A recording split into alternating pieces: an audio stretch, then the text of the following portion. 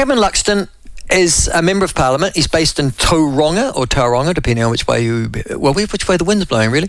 He was elected to Parliament with the ACT Party on the list in 2023. He's got a background in construction, farming, and sports. Oh, it's interesting.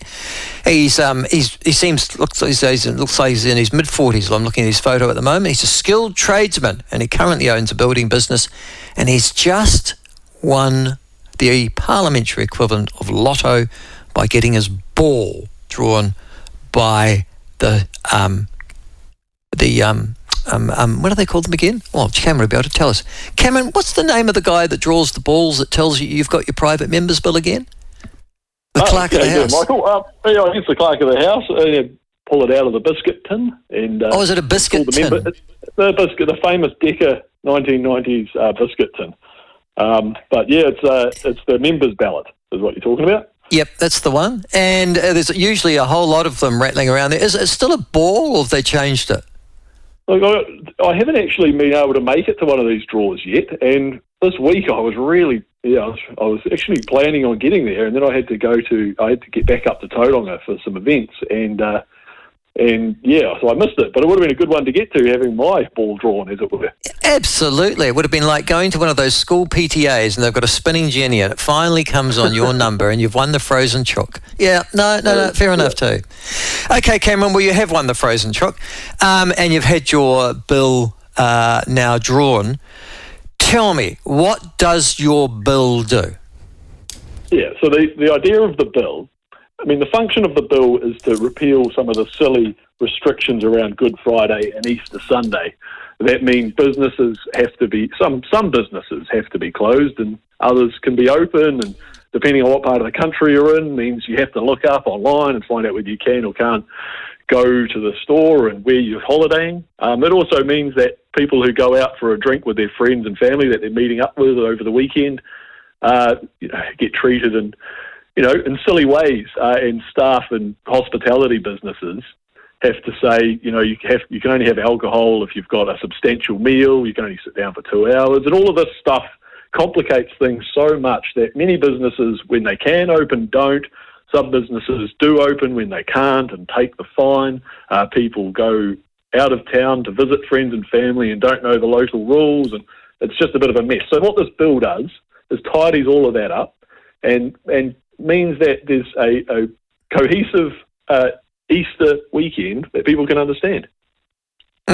Now, you say, although it's a bill to liberalise trading laws, it's really aimed at Easter, isn't it? Because, as I understand it, the restrictions on Anzac Day morning and Christmas Day will remain. Is that correct? So all the shops will still be closed on Christmas Day? Yeah. Yeah, it doesn't touch Christmas or Anzac Day. And it also doesn't touch Easter Monday either. This is, what we've got over Easter is we've got 3 days of Good Friday, Easter Sunday, and Easter Monday, all of which have, a restriction or a public holiday. None of them match. It's just a bit complicated. So, you've got Good Friday, which is a public holiday, but also a restricted trading day. You've got Easter Sunday, that's not a public holiday, is a restricted trading day. Some councils, it's not. But you also can't require employees to work, so it sort of functions as a holiday. Then Easter Monday, which is a public holiday, which will be unchanged, in the same way Anzac morning and Christmas Day are unchanged. What about Matariki? Matariki? I don't think that's in the restricted businesses, is it? I believe it's just I don't know. It's a public holiday. Yeah, but am I still allowed to open my... it's a public holiday, so am I still allowed to open my store on a public holiday if I want to? Yeah, I think with the time and a half and day in lieu, if everybody's agreeing to work and it's a day that an employee is otherwise required to work, then that's fine. What this is doing isn't touching public holidays. What my bill does is touch restricted trading days, which are a different thing. So this is the part that's the complications. So the things in the Sale and Supply of Alcohol Act that means that you have to do certain special things to be able to enjoy yourself with your friends watching a game of rugby at the pub, and means that businesses in the shop trading hours who are retail, who currently are forced to close on these days, even if there's a big event happening in your region, that's a complicating thing. But I mean, the thing that really is quite annoying for retail businesses is that, well, a brick and mortar store has to close on a restricted trading day like Good Friday or Easter Sunday. Their online competitors don't. So it just doesn't make any sense in a modern world to have this restriction anymore. So I'm really glad to have. Yeah. Well, I gave it east. I was here up in Central Otago. That's where this program comes from. I live in Central Otago, not very far from Wanaka, and so obviously there are massive amounts of events in the Central Otago, Lakes, Queenstown, Wanaka, Central Otago region over an Easter weekend. Of course, almost half the country comes here, it would seem, and half of Australia as well. The thing that I found strange was that the shops were all closed on Easter Friday, all of them. For reasons that are simply beyond me. You might be able to explain it to me, Cameron.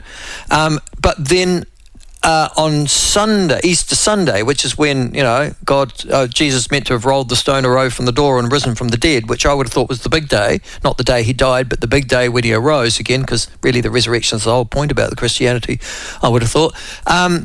I could go into my local supermarket, but I couldn't purchase a bottle of wine. What the hell's that about?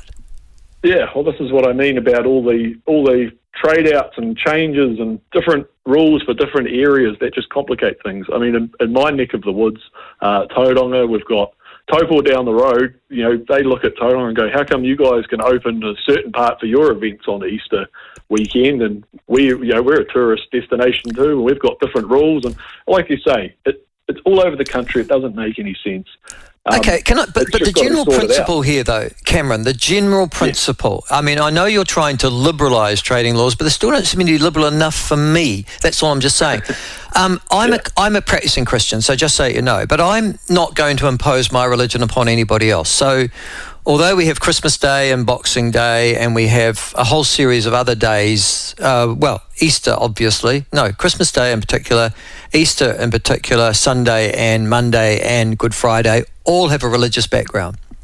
They're all designed to celebrate something within the Christian church. But I accept that a majority of New Zealanders now profess not to be Christian at all. Okay, well, that's fair enough. Yep. Why do I need to have my religious sensibilities imposed upon them? Why can't they buy, trade, sell, open if they wish to? Particularly those who are owner-operators and trying to take advantage on those sorts of days of any trade that's coming their way. Yeah, look, so as I said before, just quickly, it's about the restrictions, not the public holiday aspect. But we've had a cultural change in New Zealand, and that cultural change has kept some things that have always been important to New Zealanders, religious or not. We all work hard and get through the year, and it's nice to have a Christmas break and know that Christmas Day is what it is, whether you celebrate it in its religious context or as a public holiday. And Anzac Day, likewise, it's gaining in cultural importance as a new generation discovers what has been done in the past to maintain their rights. And I'm not interested in getting involved in the public holiday aspect of it. I mean, what I'm concerned about, what this bill addresses, is the restricted days and the complicated rules around trading and employing. And basically, like you said at the start, it's about getting business owners, employees and customers all to work together to fulfill each other's needs. Listen, I understand what you're saying. I Okay. understand what you're saying, but it probably doesn't go far enough for New Zealand, does it? I mean, is this an intermediate step in your own view? In another 5-10 years, might we actually come to the thought that if you do want to open on Christmas Day, you should be allowed to? Well, I haven't. I haven't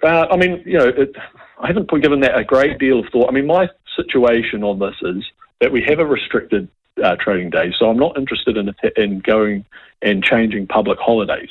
No, I'm not suggesting that you wouldn't be changing when you public ask holidays. If it's a stalking horse, I mean, that's sort of the question. This is not a stalking horse. No, I didn't ask that. I just asked. Yeah. I just don't think you've gone far enough. You see, the reason I'm saying that is because you've got a principle, it seems, overarching this particular change to your private members bill. Good on you. And that principle is, as we talked about right at the start, if you want to shop and you want to open and they've got a willing buyer and a willing seller, why should there be restrictions to negate that transaction. You talked about that right at the start, whether it's a restaurant or a garden shop or whatever.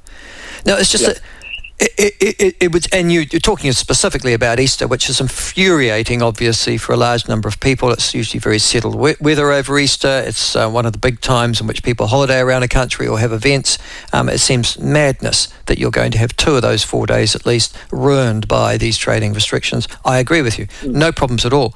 But it seems that the wider principle here is, if you want to open, if you want to trade, and somebody wishes to buy your goods or services, should there be any impediments at all?